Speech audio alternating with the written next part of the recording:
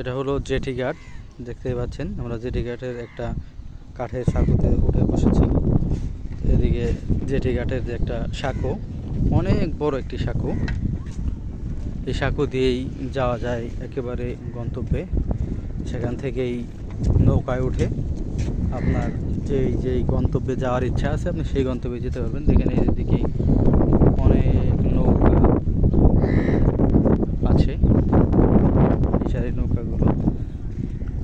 আর এখানে একটি ব্রিজ করে আছে।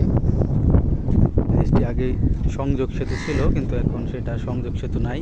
এখান থেকে মাটি সরে গিয়ে সেটা সংযোগ বিচ্ছিন্ন অবস্থায় আছে।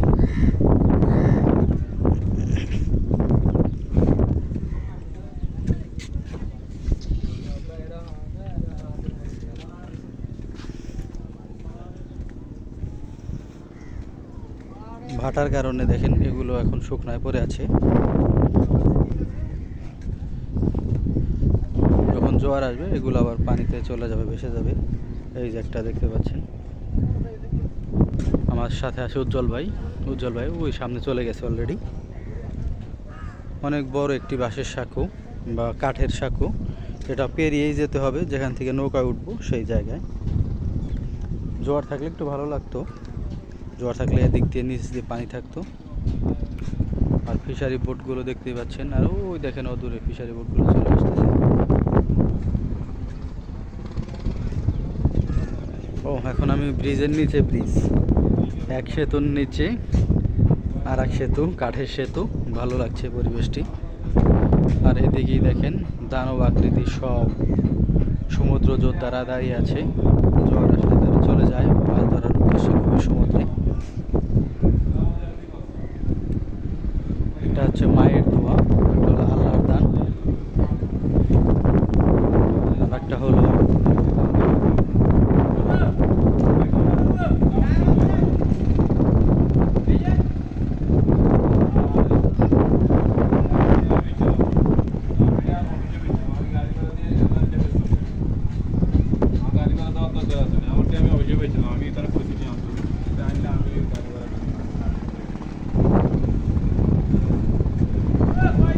সুন্দর পরিবেশ, ভালো লাগলো। বোটের শব্দ পাচ্ছেন আপনারা। আর এদিকেই হচ্ছে এই আমরা ব্রিজের নিচে ব্রিজ। আমাদের উজ্জ্বল ভাই আছে আমাদের সাথে।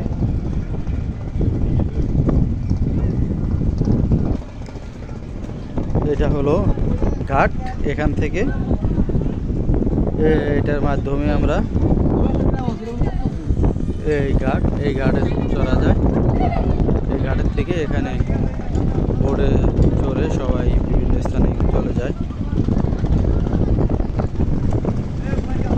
আর এদিকে দেখতে পাচ্ছেন যে সমুদ্র থেকে গামী আসা যে জাহাজগুলো, মাছ ধরার বোটগুলো মাছ ধরে ফিরে যাচ্ছে। অত্যন্ত মনোমুগ্ধকর একটি পরিবেশ।